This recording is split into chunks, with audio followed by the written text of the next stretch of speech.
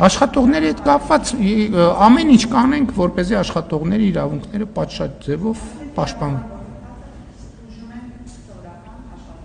Դե գիտեք, մի քանի օր անցել, մենք ամեն ինչ կանենք, որպեսզի բոլոր աշխատողների իրավունքները հնարավորինս պաշտպանված լինի։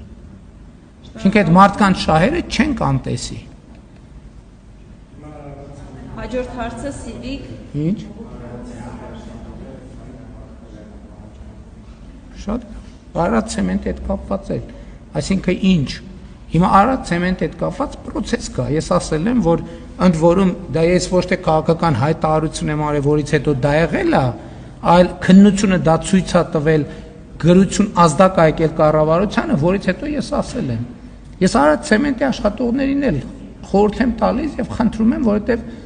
Արադ ցեմենտը շատ շուտով լինելու է պետական։ Նշանակվելու է նույն ընթացակարգով կառավարիչ եւ եկեք այսօր այնպիսի բաներ չանենք, որ վաղը մյուս օրը Զանգեզուրի պղնձամոլիբդենային կոմբինատի օրինակն եմ ուզում հիշեցնել։ Ես կապանում զգուշացրեցի, ասի տեսեք, այն մարդիկ, ովքեր այսօր այլև պատվերով գործողություններ են անում, այդ մարդիկ ազատվելու են աշխատանքից։ Ես հունիսին ասեցի, այդ մարդիկ արդեն օգոստոսին բոլորը ազատված էին աշխատանքից։ Նրանց մի մասի դեմ քրեական գործ հարուցված, նրանց մի մասն է դատվել է։ Ես ուզում եմ, որ պարզ լինի խաղի կանոնները, որ այդ մարդկանց մի մասն էլ միջև մի միջնորդավորված կամ ուղղակի միջնորդում է, որ վերականգնվեն աշխատանքի։ Ես էլ ասում եմ, չէ, հարգելիներս, այն ժամանակ հստակ կանոնը սահմանվել է։ Լսել եք ինչ եմ ասել։